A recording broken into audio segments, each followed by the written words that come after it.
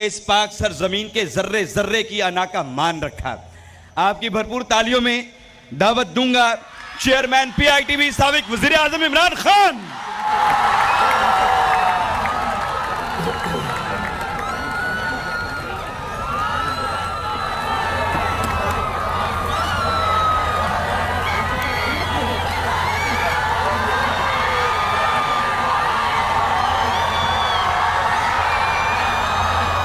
बिस्मिल्लाहिर्रहमानिर्रहीम। इय्याका नअबुदु व इय्याका नस्तईन। मैं सबसे पहले डॉक्टर जैदी आपका शुक्रिया अदा करता हूं कि आपने मुझे मौका दिया इस मुल्क की फ्यूचर के सामने अपना प्रोग्राम रखने का, इनसे बातचीत करने का, तो मैं आपका शुक्रिया अदा करता हूं। डॉक्टर अरसलान, आपका भी कि आपने ये ऑर्गेनाइज़ किया आज इवेंट। थोड़ा आप आराम से बैठ जाएं ताकि आप मेरी बात सुन सकें, क्योंकि आप आदी नहीं हैं ऐसी बातें सुनने के लिए जो आज मैं आपके सामने करूंगा। पहले तो मैं टेक्नोलॉजी की तरफ आ जाऊं। जिस तरह अभी डॉक्टर इस्लान ने बात की, फ्यूचर टेक्नोलॉजी का है, और बदकिस्मती से हमने जिधर इंसेंटिवाइज करना था अपने मुल्क को, अपनी इंडस्ट्री को, अपनी आईटी की इंडस्ट्री को, अपने यूथ को, उनको टेक्निकल स्किल्स दिलवाने थे आईटी के, बदकिस्मती से हमने 20 साल ज़ाया किए। हिंदुस्तान इन 20 सालों के अंदर, 20 साल पहले हिंदुस्तान की आईटी एक्सपोर्ट 1 अरब थी, आज उनकी 140 अरब डॉलर की एक्सपोर्ट है। तो अब जरा मैं आपको पर्सपेक्टिव देना चाहता हूं कि हमारी टोटल एक्सपोर्ट्स और हमारे ज़माने में एक रिकॉर्ड एक्सपोर्ट्स हुई हैं 32 अरब डॉलर की। 32 अरब डॉलर रिकॉर्ड एक्सपोर्ट्स थी पाकिस्तान की। और जब आप इसको ये देखें कि हिंदुस्तान की सिर्फ आईटी की एक्सपोर्ट 140 अरब है, सो ये सोच लें कि हमने ये जो 20 साल इतने ज़ाया किए, इसमें अगर हम जो हमने अभी स्टेप्स लिए थे अपनी आईटी एक्सपोर्ट्स बढ़ाने के लिए, तो हमारा पहला दूसरे साल में हमारी 35% एक्सपोर्ट बढ़ी, तीसरे साल में 45%, और जो आखिरी साल था उसमें 75% हमारी आईटी एक्सपोर्ट्स बढ़ी। हमने इंसेंटिवाइज किया, हमने स्पेशल आईटी जोन्स शुरू की जिसके अंदर टैक्स इंसेंटिव्स दिए। मैं ये इसलिए आपको जल्दी जल्दी बता रहा हूं क्योंकि अभी मैंने आपसे और भी बातें करनी है। मुझे लग रहा है इतना ज़्यादा आपको आईटी के अंदर इंटरेस्ट नहीं है जितना होना चाहिए। फ्यूचर आईटी है, टेक्नोलॉजी की फ्यूचर है। अभी इसने अरसलान ने आपको कहा कि एक छोटी सी आईटी कंपनी ने 20 अरब डॉलर की अपनी आईटी की कंपनी बेची है। छोटी सी कंपनी। आईटी के अंदर 30 साल की कम से नौजवान अपनी कंपनीज बनाते हैं और बिलियनर्स बन जाते हैं। तो ये दुनिया इस तरफ जा रही है, और हमारी अब पूरी कोशिश थी हमारी गवर्नमेंट की, और इंशाल्लाह जब भी आगे आएगी, कि हमारा पूरा ही एम्फेसिस स्टार्टअप्स को, कैसे हमने आईटी स्टार्टअप्स को इंसेंटिवाइज करना है, उनके लिए ज़ीरो टैक्सेशन, हमारी आईटी कंपनीज के लिए ज़ीरो टैक्सेशन, हमारा जो फ्रीलांसर्स हैं उनको 100% हमने कैपिटल गेन्स टैक्स माफ़ कर देना है ताकि वो काम करें, इंसेंटिवाइज हो। लेकिन मैं क्योंकि बड़ी देर के बाद गवर्नमेंट कॉलेज आया हूँ, मैं ये चाहता हूँ कि अब आप गौर से मेरी बातें सुने, क्योंकि इंसान इंसान और जानवर में फर्क क्या है? इंसान और जानवर में क्या फर्क है? दो बहुत बड़े फर्क हैं। मैं पहले तो एक एरिस्टोटल ने 2500 साल पहले एक बात कही। ये गवर्नमेंट कॉलेज गौर से मेरी बात सुनना। 2500 साल पहले उसने बात की कि अगर एक माशरे में जुल्म और नाइंसाफी है, अगर माशरे में जुल्म और नाइंसाफी है, सारे माशरे के लोग उसके खिलाफ खड़े होंगे, आवाज बुलंद करेंगे, यानी सियासत में आएंगे उसको काउंटर करने के लिए। लेकिन दो तबके नहीं, दो तबके जुल्म और नाइंसाफी का मुकाबला नहीं करेंगे। नंबर वन जो बुज़दिल हैं, जो डरते हैं कि हम ये ताकतवर जालिम के सामने खड़े होंगे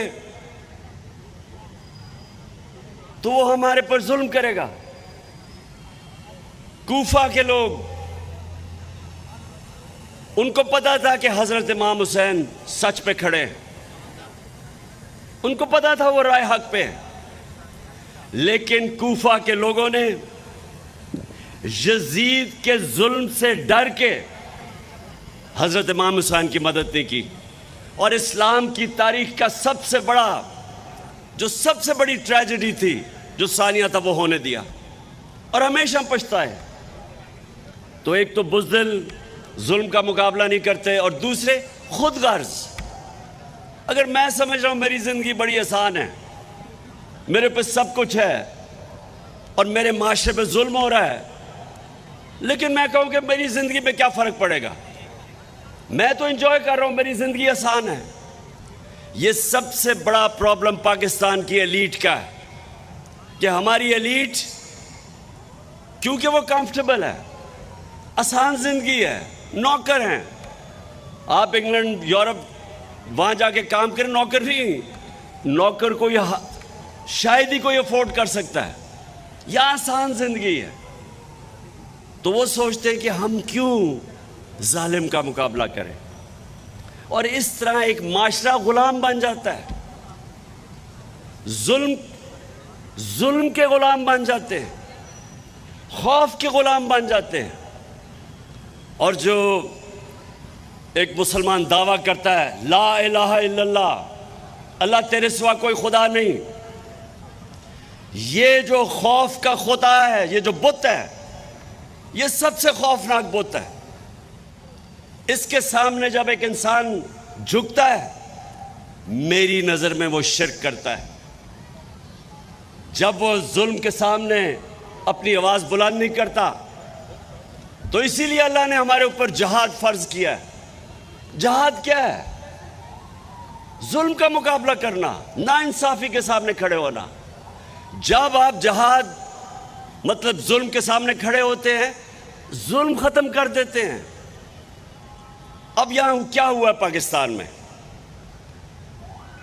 एक American under secretary of state Donald लू, वो पाकिस्तानी के एम्बेसडर असद मजीद, जबरदस्त एम्बेसडर हमारा वाशिंगटन में, उसको बुलाता है, उससे मीटिंग करता है। 7 मार्च को उससे मीटिंग करके कहता है कि अगर आपने इमरान खान को प्राइम मिनिस्टरशिप से ना हटाया तो पाकिस्तान को बड़ा कॉन्सिक्वेंसेस होंगे पाकिस्तान के लिए। अगर आपने इसको हटा दिया, और कहने का मतलब ये था कि अगर आप चेरी ब्लॉसम को ले आएंगे, यानी जिसकी स्पेशलिटी है बूट पॉलिश करना, तो फिर क्या हम पाकिस्तान को माफ कर देंगे? ये है वो साइफर जो हमारा एम्बेसडर भेजता है फॉरेन ऑफिस को, मुझे आता है, मैं वो देखता हूं। अब ये जरा गवर्नमेंट कॉलेज, आप एक मुल्क के माशाल्लाह उन छोटे से तबके के लोग जिनको क्वालिटी एजुकेशन मिलती है। तो जरा आप ये सुने कि एक मुल्क का प्राइम मिनिस्टर, उसको एक एम्बेसडर जो उसके नीचे काम कर रहा है, एम्बेसडर से आता है कि जी वो डोनाल्ड लू एम्बेसडर को कह रहा है कि अगर आप इमरान खान को नहीं हटाएंगे तो पाकिस्तान के कॉन्सिक्वेंसेस होंगे। अब एम्बेसडर ने तो नहीं हटाना था, वो तो मेरे नीचे है। किसको पैगाम दे रहा था?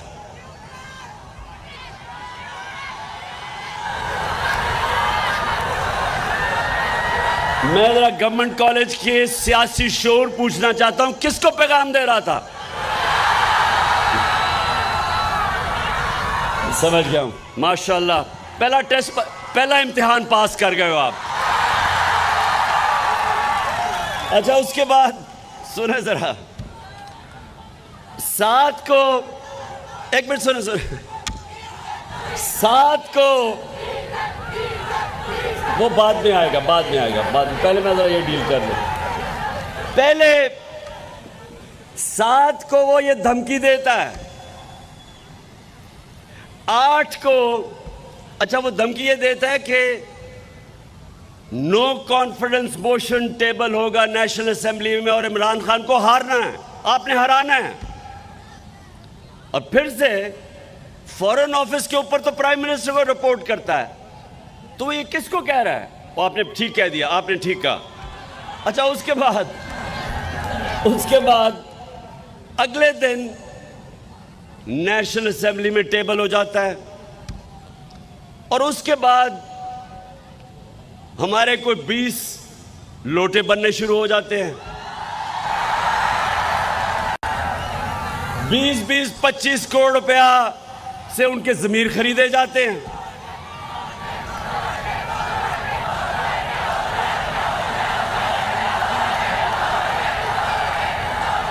और फिर हमारे जो इत्तेहादी, वो बारी बारी जाना शुरू हो जाते हैं। उससे पहले अमेरिकन एम्बेसी उन लोगों को, जो हमारे लोटे होते हैं, उनमें से जो चंद बड़े लोटे हैं उनको बनाना शुरू कर देते हैं। मैं आज देखिए कि आपकी फ्यूचर है, आप फ्यूचर लीडर्स हैं। आपको समझना चाहिए कि कोई भी कौम जो इस तरह की गुलामी करती है उसका कोई फ्यूचर नहीं है। आपका जो यह सबसे, जो स्टूडेंट इस गवर्नमेंट कॉलेज से निकला, जो मेरे नजरियाती रोल मॉडल, जो शायद ही मुसलमान दुनिया में 500 साल में इस तरह का एक ज़हन आया था, इंटेलेक्चुअल आया था, डॉक्टर इलामा इकबाल। उनकी अगर आप फलसफा और शायरी पढ़े, उसकी बुनियाद क्या है? वो एक गुलाम हिंदुस्तान के मुसलमानों को जगाने की कोशिश कर रहे थे और वो ये कह रहे थे कि गुलाम की कोई परवाज नहीं होती। इकबाल का शाहीन तो वो बनता है जो अपनी जमीन की जंजीरें तोड़ देता है। जब तक आप गुलामी की जंजीरें नहीं तोड़ेंगे, इकबाल का शाहीन नहीं बन सकते, अब बड़े काम नहीं कर सकते। आपकी परवाज दूसरे इंसानों से ऊपर नहीं जा सकती। और मुझे जो मौलाना रूमी की बात मैं हमेशा अपने नौजवानों को बताता हूं, मौलाना रूमी कहते हैं कि जब अल्लाह ने तुम्हें पर दिए हैं तो चूंटियों की तरह जमीन पे क्यों रेंग रहे हो? इन अदर वर्ड्स, अल्लाह ने इंसान को अशरफुल मखलूकात बनाया है, सबसे अजीम मखलूक। फरिश्तों को कहा इंसान के सामने झुको, और जब वो नहीं झुका शैतान, तो अल्लाह ने शैतान को कहा कि तुम्हें भी नहीं पता कि मैंने कितनी सलाहियत दी है इंसान में। कहने का मकसद ये है कि हम सबको अल्लाह ने पर दिए हुए हैं। हमारी परवाज ऊपर जा ही नहीं सकती जब तक हम आज़ाद नहीं होते। और आज़ादी, जो मैं हकीकी आज़ादी की बात करता हूँ, एक तो अंग्रेज़ की ग़ुलामी थी, उससे तो कुर्बानियाँ दे के और हमारे ग्रेट लीडर कायद आज़म ने निकाल दिया। लेकिन अभी दूसरी ग़ुलामी है जिसे न्यू कॉलोनियलिज्म कहते हैं।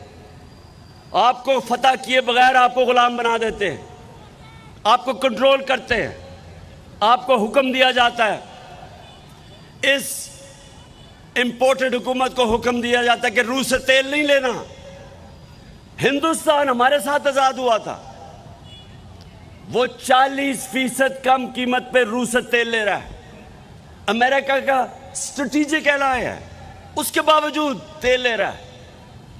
हमें गुलामों को, इन गुलामों को, मैंने तो उसे निगोशिएट कराया था।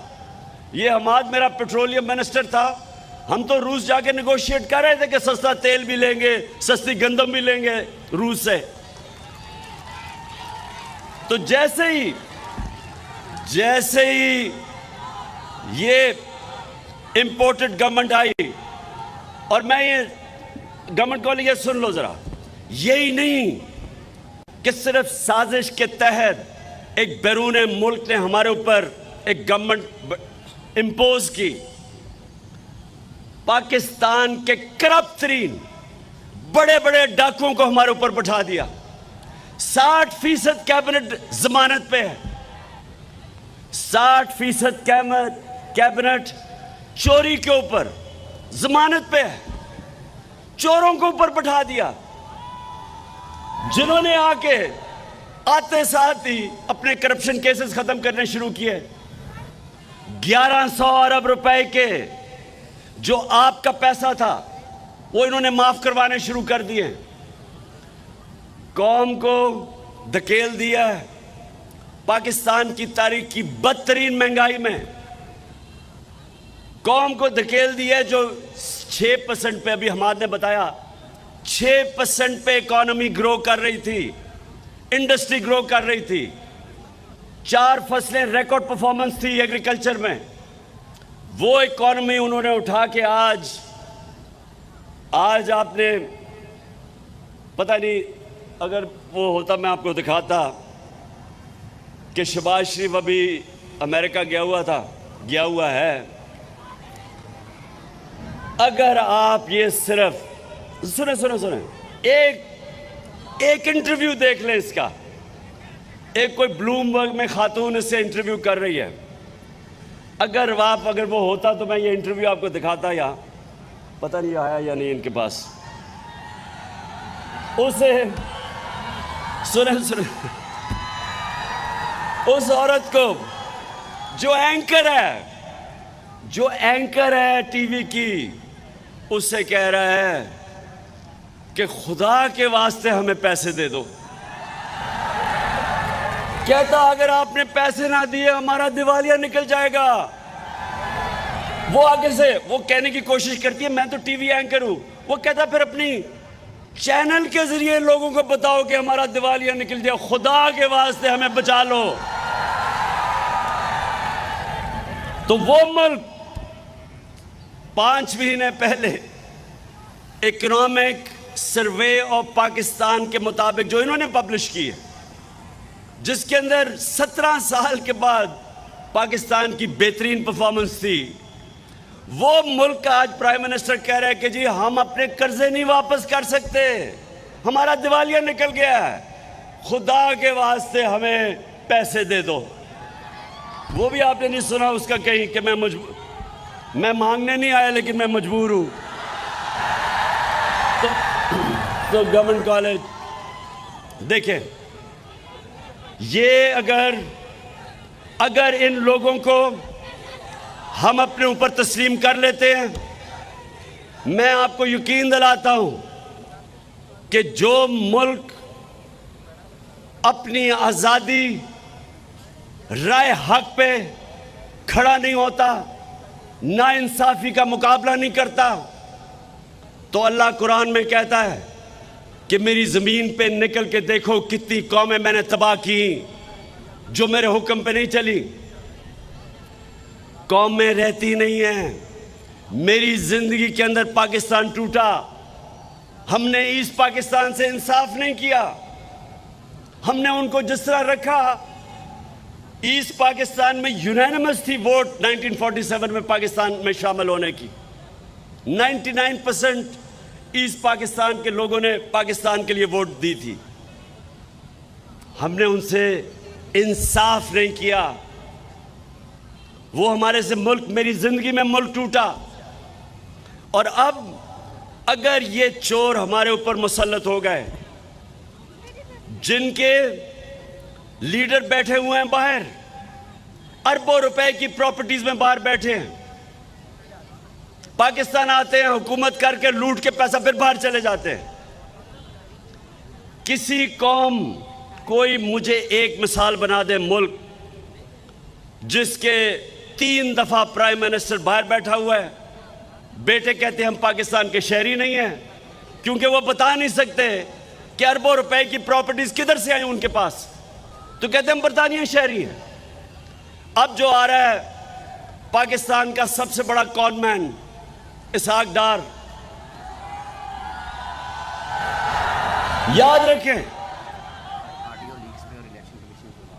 याद रखें कि इसहाक डार को हमारे दौर में नहीं भागा, नून लीग की गवर्नमेंट थी। नैब ने इसको सवाल के लिए बुलाया, पूछा कि तुम्हारे वालिद साहब की बड़े मेहनत कश से साइकिल की दुकान थी, तो आप तो अरबोपति बन गए, किधर से पैसा आया? तो क्योंकि जवाब नहीं दे सकता था, मुल्क से बाहर भाग गया और प्राइम मिनिस्टर के जहाज में मुल्क से बाहर गया और कहता मैं इलाज करवाने गया हूं। वो 3.5 साल से इलाज हो रहा है, वो अभी तक नहीं पता किस चीज का इलाज है। अब वापस आ रहा है और वापस आ रहा है डील के तहत। यहां डील्स होती हैं चोरों के साथ, एनआरओ दिया जाता है चोरों को, इसलिए चोरी खत्म नहीं होती, इसलिए मुल्क आगे नहीं बढ़ सकता, इसलिए मनी लॉन्ड्रिंग रुक नहीं सकती। तो अब वो वापस आ रहा है। मैं आज सारी कौम को पूछता हूं, क्या हमने ये तमाशा भेड़ बकरियों की तरह देखना है या इंसान बन के राय हक पे खड़ा होना है, जुल्म के खिलाफ, नाइंसाफी के खिलाफ? और अभी एक पहले विकी लीग से शुरू हुई थी बात, फिर डॉन लीग्स आई, अब एक नई ऑडियो लीक्स आ गई है। मैं जरा मोटी मोटी चीजें, पहले तो ऑडियो लीक्स में एक चीज सामने आ गई कि ये जो चीफ इलेक्शन कमिश्नर है, ये शरीफ खानदान का घर का नौकर है। उनसे पूछ रहा है, नवाज शरीफ बता रहा है इसको कि किन को डिस्क्वालीफाई करना है, इलेक्शन कब करवाने हैं। और ये वो इलेक्शन कमिश्नर है, मैं 3 साल कोशिश करता रहा कि पाकिस्तान में ईवीएम मशीन्स इलेक्शन में इस्तेमाल की जाए। ईवीएम मशीन का क्या मतलब है कि 90% धांधली करने के तरीके ईवीएम मशीन की वजह से खत्म हो जाते हैं, फ्री एंड फेयर इलेक्शन हो सकता है। इस आदमी ने नवाज शरीफ के कहने पे और जरदारी के कहने पे, जिन्होंने जाली वोट्स बनाई हुई हैं, इन्होंने इसने ईवीएम मशीन्स नहीं आने दिए। तो आज तो अगर इस पे थोड़ी सी भी, ये जो ऑडियो लीक्स हुई हैं, थोड़ी सी भी इसमें शर्म और हया हो तो आज रिजाइन कर दे। लेकिन क्योंकि इसमें शर्म और हया नहीं है तो इसको हमें रिजाइन करवाना पड़ेगा। दूसरी चीज,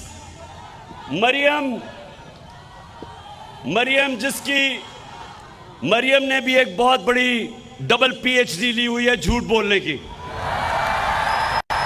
लंदन तो छोड़ो, मेरी तो बेचारी पाकिस्तान में भी कोई प्रॉपर्टी नहीं है।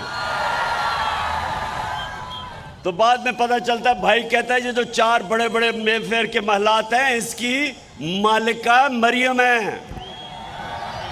तो अब वो कह रही है, शहबाज शरीफ को ऑडियो लीक्स में आता है कि हिंदुस्तान से पावर जनरेशन की मशीनरी इंपोर्ट कर रहे हैं।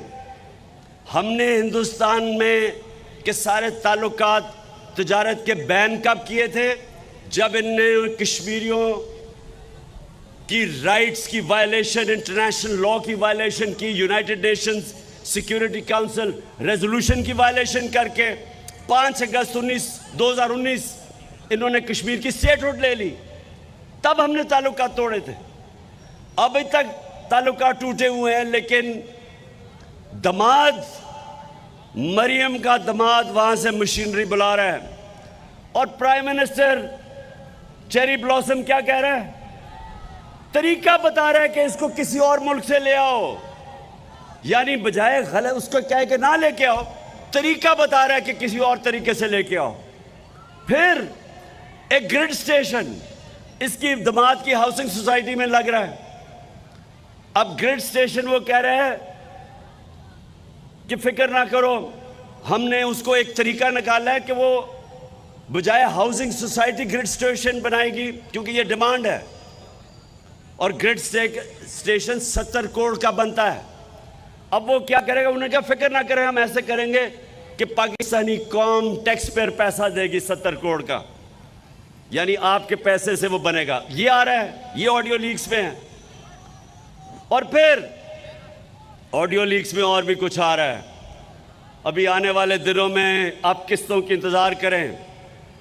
एक ये भी आप सुन रहा हूं मैं आ रहा है कि इमरान खान को, वो मरियम कह रही है अब्बा जी को कि इमरान खान को हम तोशाखाना इलेक्शन कमीशन कह रहे हैं, मैं डिस्क्वालीफाई कर दूंगा इसको, फिक्र ना करें कि तोशाखाना केस। ये है इलेक्शन कमीशन। इसलिए आज मैं आज सबको, गवर्नमेंट कॉलेज, देखिए आप नौजवान हैं, गर्मी में आप बैठे हुए मैं देख रहा हूं, इसलिए मैं सिर्फ आखिर में बात ये ख़त्म करता हूं कि कौमें, जो कौम हक और सच पे नहीं खड़ी होती वो कौम का मुस्तकबिल नहीं होता। जो कौम अमर बिल मरूफ, अल्लाह का हुक्म है कि अच्छाई के साथ खड़े और बुराई के खिलाफ खड़े हो, जब एक कौम में अच्छे और बुराई की तमीज़ ख़त्म होती है, कौम मर जाती है। ये मैं नौजवानों को इसलिए कह रहा हूँ कि जितनी भी बड़ी मूवमेंट्स हैं, जब भी इनकलाबी मूवमेंट्स दुनिया में शुरू होती हैं, जिस तरह तहरीक पाकिस्तान थी, उसमें नौजवानों ने लीड की थी, यूथ ने लीड की थी, आप जैसे नौजवानों ने लीड की थी। ये जो अब हकीकी आज़ादी की तहरीक है, मैं अपने सारे यूनिवर्सिटी स्टूडेंट्स, नौजवान, तालिब इल्म, मैं चाहता हूँ आप सब इसमें शामिल हो, अपनी फ्यूचर के लिए, अपने मुस्तकबिल के लिए। मैं जब यूनिवर्सिटी में इंग्लैंड में था, सारी यूनिवर्सिटी पॉलिटिसाइज थी। जो भी कुछ होता था यूनिवर्सिटी के अंदर प्रोटेस्ट होता था। ये जो वियतनाम के अगेंस्ट मूवमेंट चली थी, एंटी वॉर, यूनिवर्सिटीज़ में चली थी। अमेरिका में सिविल राइट्स मूवमेंट चली थी, यूनिवर्सिटीज़ में चली थी। यूनिवर्सिटीज़ फोर फ्रंट होते हैं राय हक पे खड़े होने के लिए, इंसाफ के लिए, हकूक़ के लिए। आज आप सब तैयारी कर लें। मैंने इनके ख़िलाफ़, इन चोरों के ख़िलाफ़ मैंने अब जहाद डिक्लेयर किया है। जब तक मैं जिंदा हूं मैं इनका मुकाबला करूंगा और इंशाल्लाह आपको जीत के दिखाऊंगा। पाकिस्तान जिंदाबाद। मैं गुजारिश करूंगा मेहमान ख़ुसूसी जनाब इमरान खान साहब से कि वो लोग जिनकी अनथक मेहनतों से आज का दिन ये मुमकिन हुआ, मैं पहले बुलाऊंगा डीजी ई गवर्नर साजिद लतीफ़ साहब, पंजाब IT बोर्ड, कि जिनके अनथक मेहनत से तालीम और हुनर रोज़गार जैसे शानदार मनसूबों का आगाज़ किया गया है। आपकी तालियां कम नहीं पड़नी चाहिए। जनाब इमरान खान साहब उनको एजाज़ी शील्ड दे रहे हैं। उसके बाद दावत दूंगा मिस्टर इमरान अली दीना, GFX मेंटोर, तो तशरीफ़ लाएँ इमरान अली दीना साहब। साथ ही मैं गुजारिश करूंगा साकिब अजहर इनेबलर से कि वो भी तशरीफ़ लाएँ और स्टेज पे रहें। जनाब अली इमरान अली दीना साहब।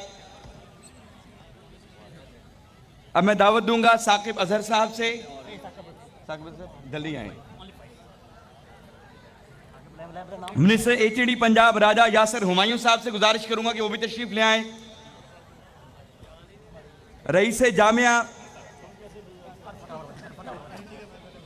Vice chancellor government college university doctor Asghar Zaidi साहब से गुजारिश करूंगा, adviser IT doctor Arsalan Khalid साहब से गुजारिश करूंगा कि वो तशरीफ लाएं। इसके बाद रईस जामिया डॉक्टर असगर जैदी साहब और एडवाइजर आईटी से गुजारिश करूंगा कि जनाब इमरान खान साहब को एजाज़ी शील्ड दें। आपकी तालियों की गूंज कम नहीं पड़नी चाहिए। तहे दिल से शुक्रगुजार हैं मेहमान खुसूसी साबिक वज़ीर आज़म इमरान खान साहब के कि वो अपनी गुनागुम मसरूफियत से वक्त निकाल कर आप तमाम दोस्तों के लिए यहाँ तशरीफ लाए।